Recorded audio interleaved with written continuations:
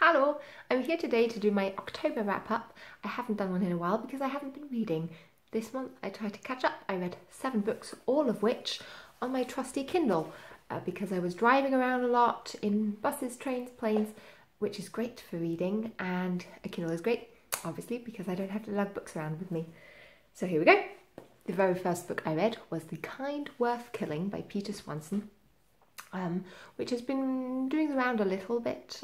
It's a thriller. The main character, Ted, I believe, meets a woman on a plane and they get talking and in the end basically plot to kill his wife who's been cheating. The story's great. I loved the character of Lily, who is the female that he meets on the plane. I don't want to give away too much, but she's wonderfully twisted. The book does take on different perspectives of different characters, and that is a thing that I'm always a sucker for. So I gave it 4 out of 5 stars. I thought it was a really good read.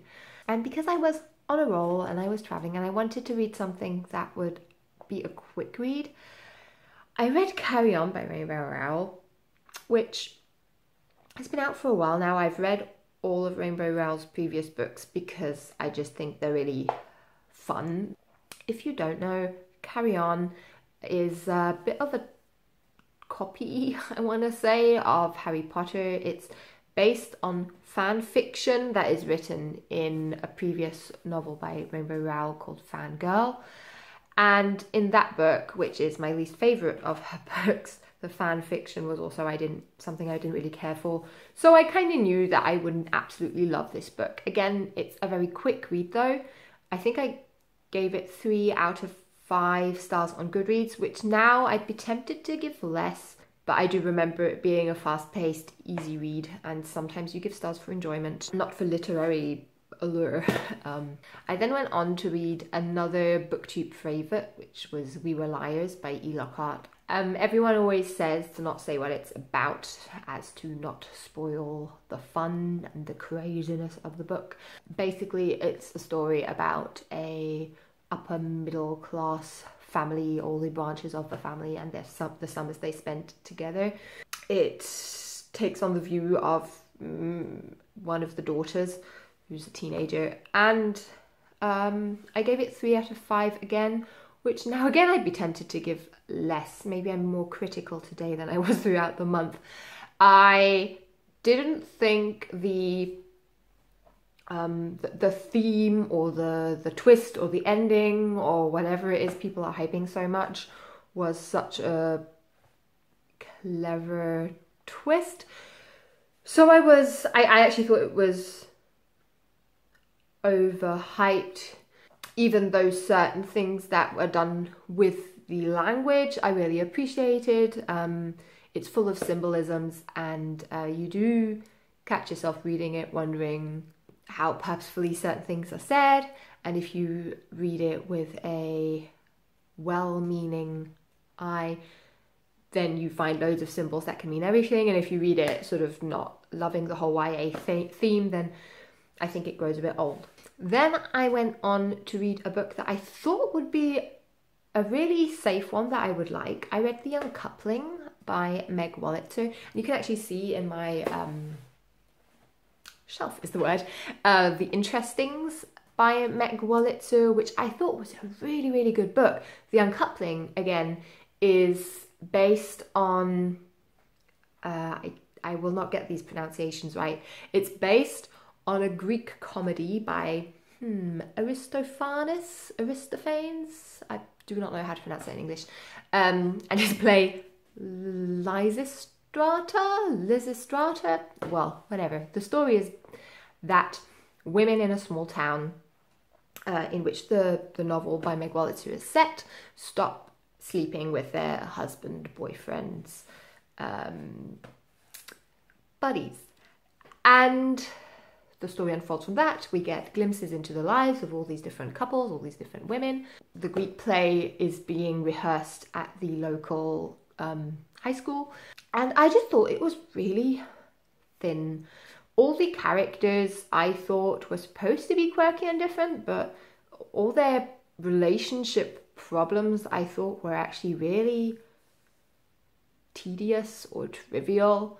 I didn't really feel with any of the couples. The fact that their relationships started to get cracks because of the fact that they don't sleep with each other anymore, I just thought was a bit naff. And I thought it was really naff that all these couples don't end up talking about it at all. It's just this big thing. Suddenly these women are totally turned off by their significant other, which, that's cool, that can happen. But these relationships are supposedly good relationships, and this spell is inflicted on the women, and then I would think, well, why don't they talk? It just aggravates me when I read a story and I feel like the people aren't acting in character, because if they did, that would prohibit the story from unfolding. So that frustrated me, and I ended up giving it 2 out of 5. I didn't give it less because I do think Meg Wolitzer is a good writer. And I didn't struggle to get through it, and I finished it, but I really expected much more. The next book I read is Nod by Adrian Barnes. This is a dystopian novel which I really do have a soft spot for. This one is based in our world. Something happens and 99% of the population, perhaps even more, can't sleep anymore. We don't know why this happens, but obviously the effects of sleep deprivation are really quite severe, especially as the days add up and you still haven't managed to catch some sleep. The main character, Paul, is an author, and he writes sort of pop sciencey books about language, which really shows in the writing of this novel as well. So as he leads us through the story, it's very wordy, and I get what the author was doing by doing that, but I thought it was a bit flashy, not really always necessary.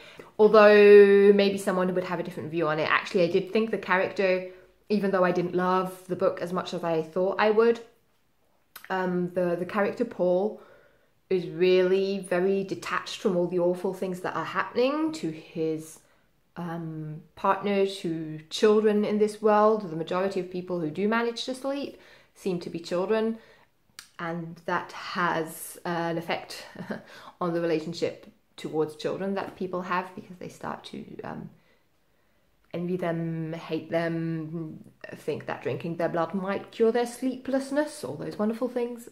So he's very detached to that, and it does make you wonder whether that is maybe an effect on this illness, that even though he is able to sleep, maybe there's still some effects he suffers from that. I don't know. I do think it would be interesting to talk about this character with someone who liked the book more than me. I did read some reviews and some opinions that people had about this book, and that was interesting. So even though this wasn't an amazing read for me, I think the concept was really interesting. I'll give it 3 out of 5 stars on Goodreads. And if you like dystopians, I thought the idea with the sleeplessness was really interesting. Yes, then because I am so far behind on my goal of reading 52 books this year, I read another book that I felt I would get through quickly, I must admit. I read Sorta Like a Rockstar by Matthew Quick, who is author of, I believe it's Silver Linings Playbook, which was turned into a movie. And I like all the characters in this book. There are really quirky side characters, which I guess is typical for this kind of contemporary feel-good book. It follows the main character, Amber, who is a teenager. I'm not sure, I think she might be 17, who is homeless. Well, she lives with her mum in the school bus that her mum drives for a job, and her life is just really horrible. She's homeless, her mother has an alcohol problem, all these shitty things happen to her, but she's friends with this group of 4 quirky, outsidery boys, and together they master all the crap that is thrown at them, and she has this amazing mother figure in the mum of one of those boys, and then more and more crap happens to her, but friendship and love and sticking together for people who do good things, that perseveres. And you can tell by the way I talk about it, even though this is fiction, and I realise it doesn't always have to be realistic. I read this book and I get a bit annoyed by the fact that life isn't that great always. Just because you're a good person doesn't mean good things happen to you. Maybe that's me being really nihilistic. It's fair. The fact that good things happen to this girl as well is fair because she really deserves it. She's a really likable, lovely girl. But I did only give it 4 out of 5 and not the potential 5 that I would give to like a totally feel-good book with great characters. I only gave it 4 out of 5 because I just thought it was a bit too sickly sweet and perfect. But it has a dog character in it. The girl Amber has a dog, so probably just for that I couldn't give it less than 4 out of 5. And the very last book I read, I'm trying to power through this, is This Savage Song by Victoria Schwab. This Savage Song, in any case, is the first book of a new series that she's writing, which I think she's described herself as Romeo and Juliet with monsters without romance. And I think that was a pretty accurate description. The world she creates is a somewhat post-apocalyptic North America. It's been split into different districts, and we're in Verity, and I believe the series is also going to be referred to as The Monsters of Verity. And we are in the capital, and then there's a boy and a girl, and they're on opposite sides of this war that is raging in the capital between humans and monsters and humans and everyone who has a different opinion, basically. And they're really cool characters. I really like the concept of the 3 different classes of monsters that exist in this world. I ended up giving it 4 out of 5 stars, just because I feel like it could have been fleshed out a little bit more, but it holds a lot of potential, and I think I'll look forward to reading the series a lot. And that are all the books that I read in October. Today is the 1st of November. I hope you had a great Halloween and look forward to lots of nice late autumn, early winter reading. I'll see you soon. Bye-bye.